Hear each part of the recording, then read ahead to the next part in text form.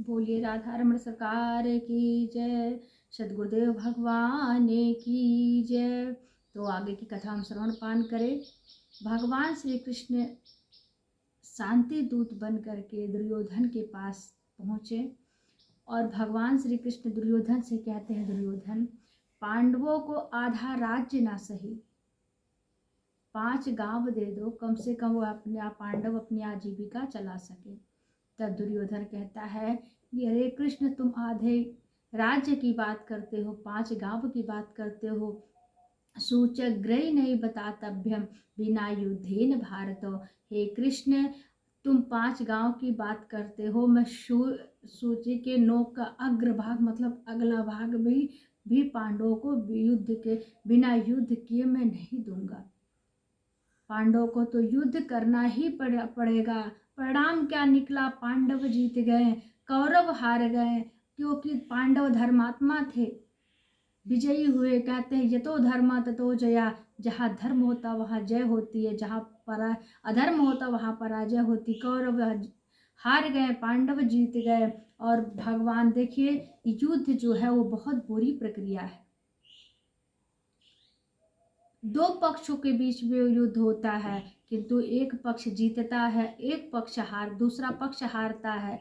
हारने वाले को तो सब कुछ खोना पड़ता है, परंतु जीतने वालों को भी अपना बहुत कुछ मूल्यवान खोना पड़ता है। पांडव ने भी अपना बहुत कुछ मूल्यवान खोया, जैसे भीष्म पितामह जैसे पितामह खोए, गुरु द्रोणाचार्य कृपाचार्य, अभिमन्यु जैसे पुत्र खोया, कर्ण जैसे भाई खोया। ना जाने पांडवों ने क्या क्या खोया। और यहाँ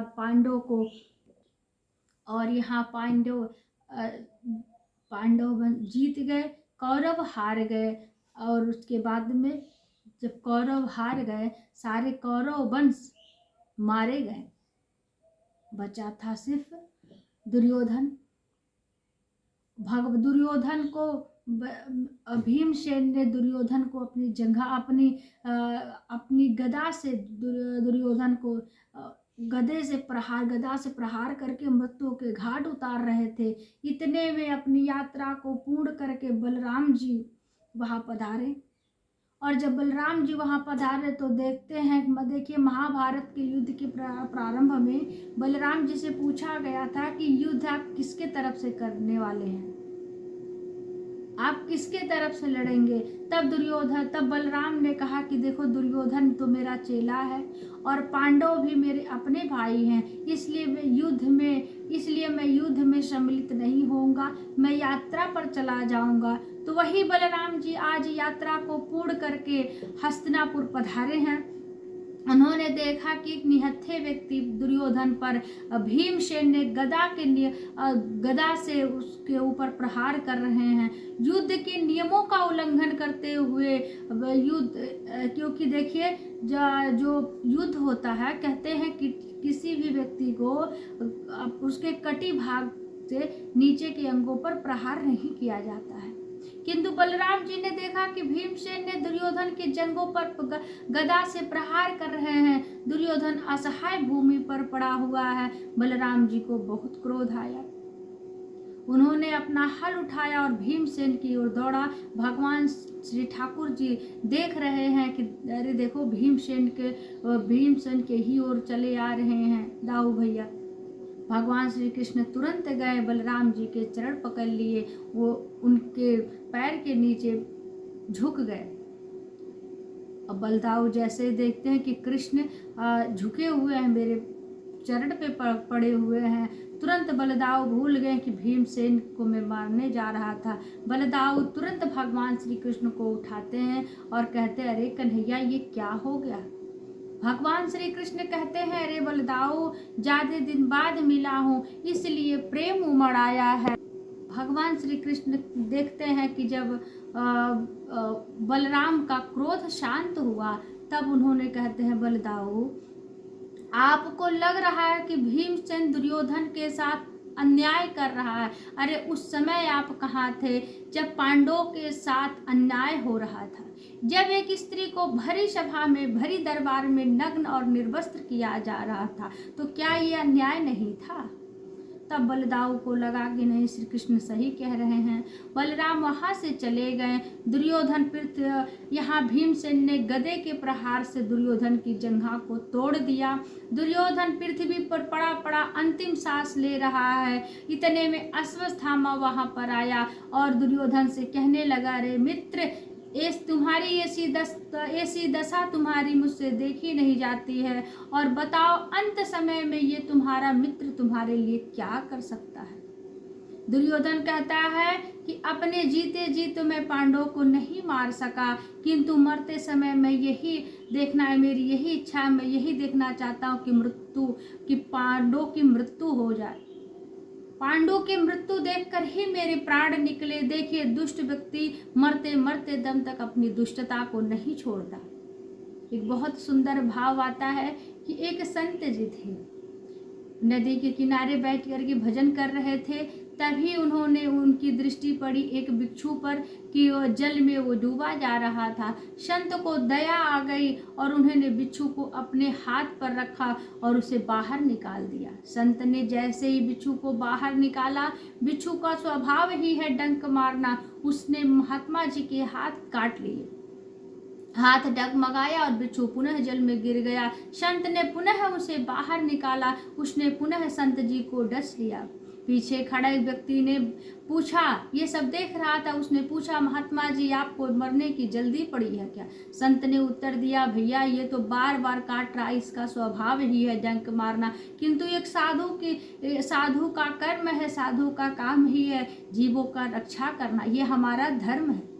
संत कहते हैं यदि दुष्ट व्यक्ति अपनी दुष्टता को नहीं छोड़ता तो सज्जन को भी अपनी सज्जनता नहीं छोड़नी चाहिए। तो अश्वत्थामा से दुर्योधन कहता है कि मित्र, मेरी अंतिम इच्छा है कि मैं अपने आंखों मरने से पहले मैं पांडवों को मरा हुआ देखना चाहता हूँ। दुर्योधन को अश्वत्थामा वचन दे करके जाता है कि मित्र, मैं ये तुम्हारा कार्य अवश्य करूँगा। दुर्योधन पांडवों के शिविर की ओर चला और दुर्योधन को वचन दिया कि मित्र, ये तुम्हारा कार्य मैं अवश्य करूंगा। रास्ते में दुर्योधन विचार कर रहा, क्या करूं, कैसे पांडवों का वध करूं। उसी समय दुर्योधन को एक दृश्य दिखा कि कौवे हैं, बहुत सारे कौवे हैं जो अपने घोंसले में सो रहे हैं। रात्रि को एक उल्लू आता है और सोए हुए कौवों को मार करके चला जाता है। अश्वत्थामा को समझ आ गया कि अब मुझे क्या करना है। अश्वत्थामा पांडवों के शिविर की ओर बढ़ा। ठाकुर जी को ज्ञात हो गया कि यह आज कुछ अनहोनी होने वाली है। ठाकुर जी ने रात्रि में पांडवों की चिंता करते हुए पांडवों की शिविर की ओर जाने लगे और रास्ते में ठाकुर जी विचार कर रहे हैं कि करते हुए जा रहे हैं कि मैं जाऊंगा तो पांडव जगे रहे होंगे, उनको मैं वहां से लेकर के भ्रमण की ओर चला जाऊंगा। किंतु जैसे ही ठाकुर जी ने पांडवों के शिविर में गए और देखा कि पांचों पांडव चादर तान करके सोए हुए हैं। श्री ठाकुर जी ने पांडवों को जगाया और कहा कि अरे अभी तो महाभारत का युद्ध पूर्ण भी नहीं हुआ है और तुम लोग निश्चित होकर के सो रहे हो, और ऐसा प्रतीत होता है कि तुम्हें किसी चीज की चिंता ही नहीं है तुम सब लोग को। अर्जुन हाथ जोड़ करके बोले, प्रभु हमें चिंता नहीं उनकी, उन्हें चिंता हमारी है। हमारे प्राण के रक्षक श्री वृंदावन बिहारी है। मानो हाथ जोड़ करके अर्जुन कहते हैं, भगवान अब सौंप दिया इस जीवन को, सब भार तुम्हारे हाथों में। अब सौंप दिया इस जीवन को, सब भार तुम्हारे हाथों में। है जीत तुम्हारे हाथों में और हार तुम्हारे हाथों में। अब सौंप दिया इस जीवन को, सब भार तुम्हारे हाथों में। माना अर्जुन कहते हैं, गोविंद जिसने अपने जीवन की बागडोर गोविंद के हाथों में सौंप दी हो, उसे भला चिंता करने की क्या आवश्यकता है। श्री ठाकुर जी पांडवों से बोले, इस समय यहाँ पर रहना रुकना उचित नहीं है। श्री ठाकुर जी पांडवों को लेकर के दूसरे स्थान पर चले गए। पांडवों के पुत्रों ने देखा कि पिताजी के बिस्तर खाली पड़े हैं। पांचों पांडव के पुत्रों ने अपने अपने पिता के स्थान पर जाकर के चादर तान करके सो गए। और रात्रि में अश्वत्थामा आया। सोते हुए पांचों पांडव पुत्रों का शीश धड़ से अलग कर दिया और धड़ से अलग कर दिया। अश्वत्थामा दुर्योधन के पास पहुंचा और कहने लगा, मित्र आपका कार्य पूर्ण हो गया। दुर्योधन बोला, कैसे मानूं, कोई प्रमाण दिखाओ।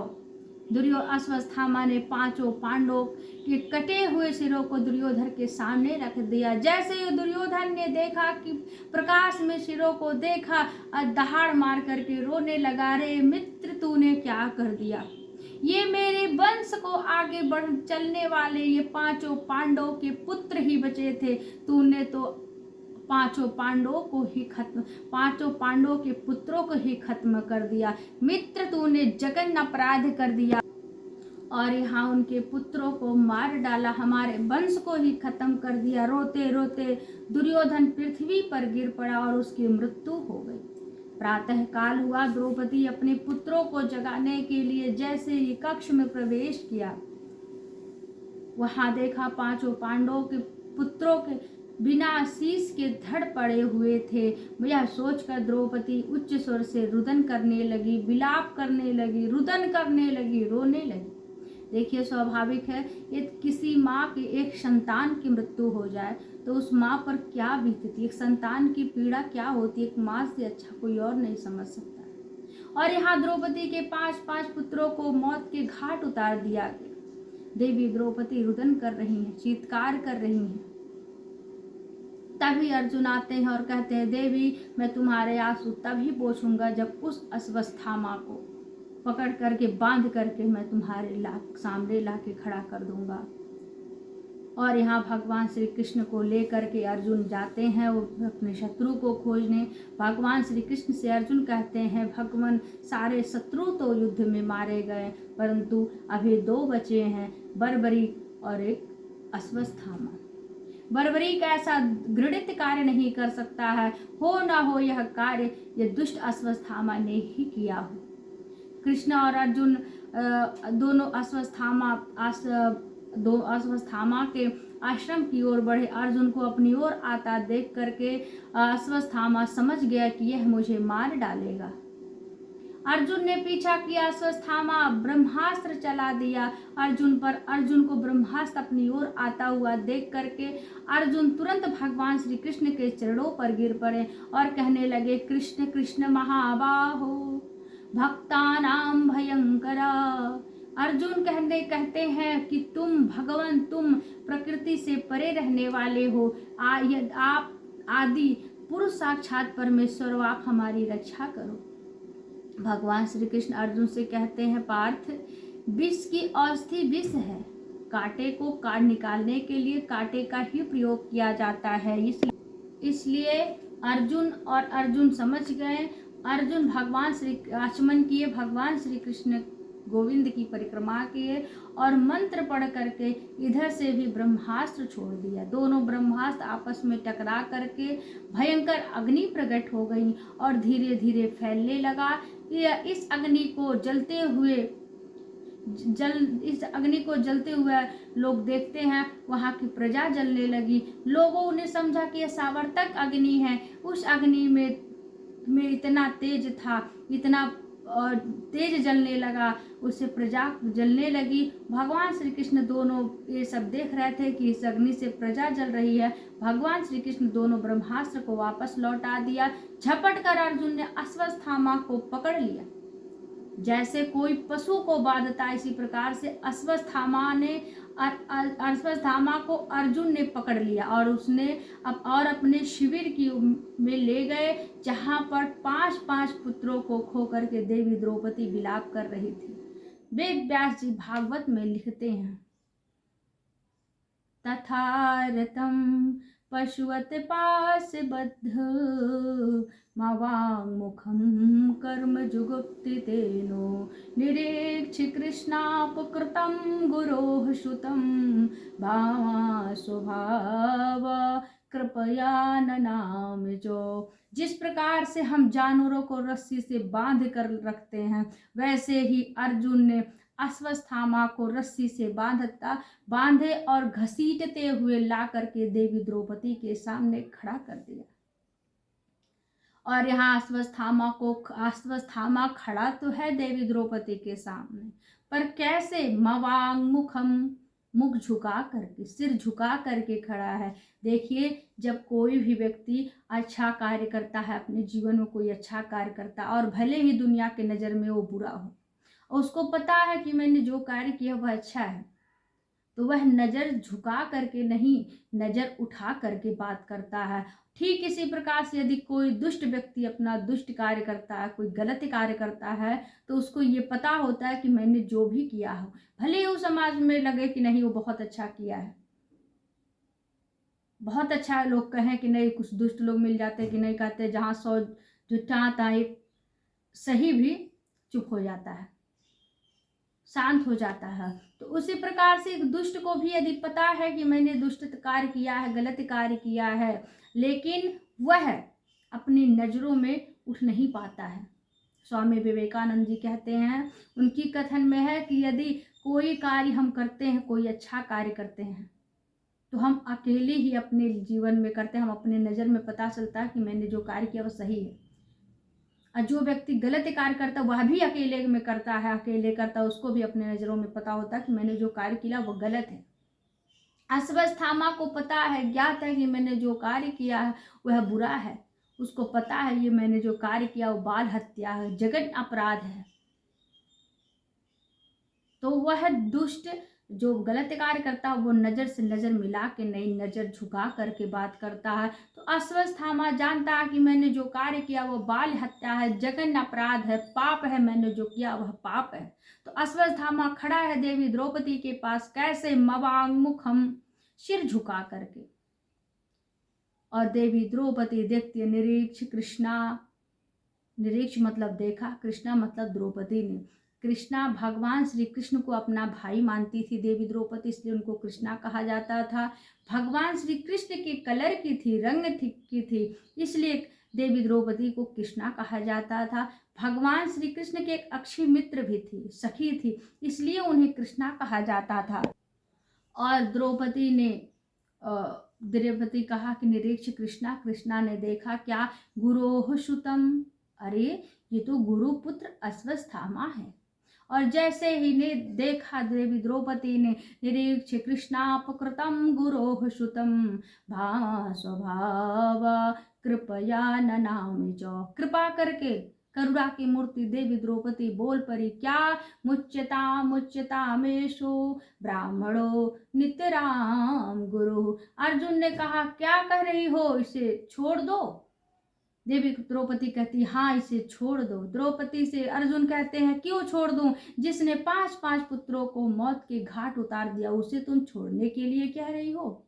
देवी द्रौपदी कहती है, हाँ इसे छोड़ दो। छोड़ने का पहला कारण देवी द्रौपदी कहती हैं, ब्राह्मणों।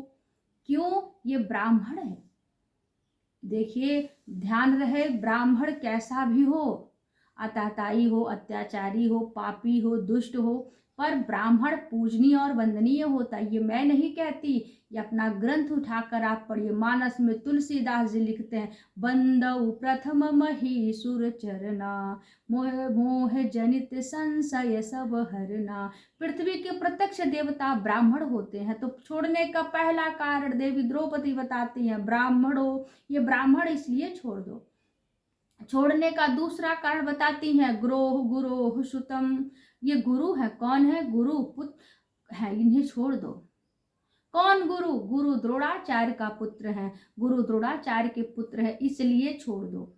आप ये ना सोचो कि ये अश्वत्थामा खड़ा है, आप ये सोचे ये जो खड़ा है छोटे रूप में आपके सामने गुरु द्रोणाचार्य खड़े हैं, क्योंकि ध्यान रखिए, जो संतान होती है वो अपने माता पिता से अलग नहीं होती है, माता पिता का ही अंश होती है। शास्त्र कहते हैं आत्मा वही जायते पुत्र, पुत्र पिता का अंश होता है, इसलिए गुरु द्रोणाचार्य का ये अंश है। मतलब स्वयं गुरु द्रोणाचार्य छोटे रूप में खड़े हैं, इसलिए छोड़ दीजिए।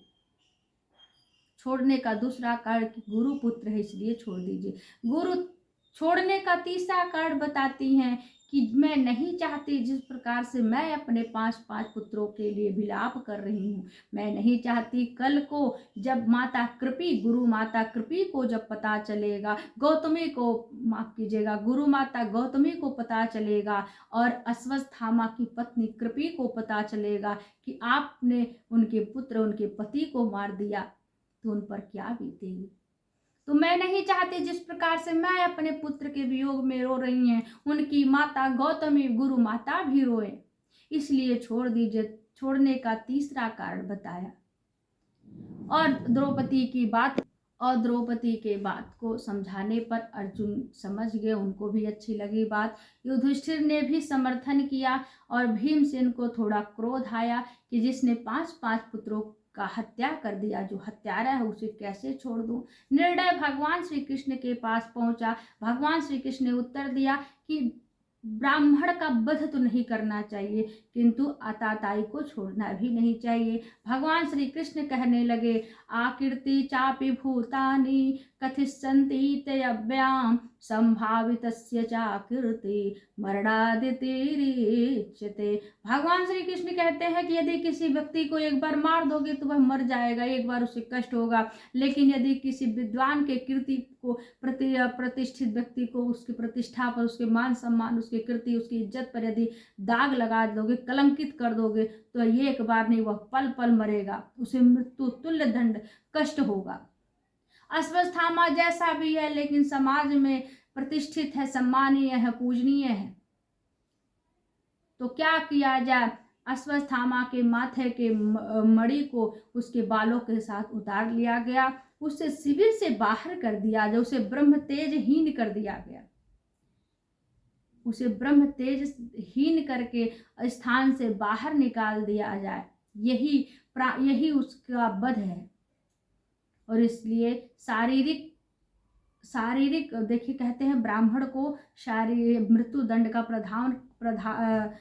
प्रावधान कहीं नहीं है। तो ठाकुर जी ने कहा कि उसको मारना, ब्राह्मण का वध तो नहीं करना चाहिए, किंतु आताताई को छोड़ना नहीं चाहिए। उसकी मणि को अर्जुन, भीमसेन इत्यादि समझ गए, उसके मणि को, माथे की मणि को निकाल लिया, बालों के साथ उतार दिया, उसे ब्रह्म तेजहीन कर दिया गया और उसको शिविर से बाहर निकाल दिया गया। और यहाँ श्री ठाकुर जी राजगद्दी, पांडवों को राजगद्दी सौंप करके वह उद्धव के साथ द्वारका के लिए रथ पर बैठ करके जाने लगे। तभी उन्होंने देखा कि उत्तरा भय से विहल होकर के सामने दौड़ी चली आ रही है और कहने लगी, हे भगवान पाहि पाहि महायोगिन देव देव जगतपते नान्यम तद भयम पश्य यत्र मृत्युः परस्परा। देवादिदेव जगदीश्वर आप महायोगी हैं, आप मेरी रक्षा कीजिए, रक्षा कीजिए। यह धाकता हुआ लोहे का बाण मेरी ओर चला आ रहा, स्वामी यह मुझे भले ही जला डाले, मार डाले, परंतु मेरे गर्भ को नष्ट ना करे, ऐसी कृपा कीजिए। और यहाँ भगवान श्री कृष्ण समझ गए कि यह घृणित कार्य, यह अर्जुन, यह अश्वत्थामा ने ही किया होगा। भगवान श्री कृष्ण उत्तरा के बात को समझ गए, उत्तरा की बात को समझ गए। भगवान श्री कृष्ण तुरंत अंगुष्ठ अवतार धारण करके उत्तरा के गर्भ में प्रवेश किया और उत्तरा के गर्भस्थ शिशु की रक्षा की। ये सुभद्रा कौन थी? सुभद्रा कौन थी? ये उस सुभद्रा, माफ करिएगा, ये उत्तरा कौन थी? उत्तरा अभिमन्यु की पत्नी और सुभद्रा की बहू है। सुभद्रा जी वसुदेव जी की छोटी संतान बलराम और कृष्ण की बहन है।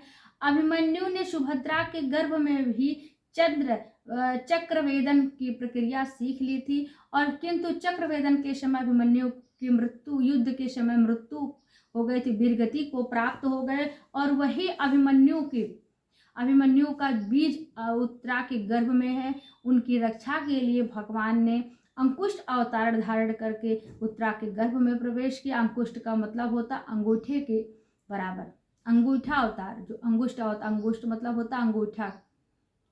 अंगूठे कितने बड़े होकर के प्रभु उनके उत्तरा के गर्भ में प्रवेश करके उत्तरा के गर्भस्थ शिशु की रक्षा किए।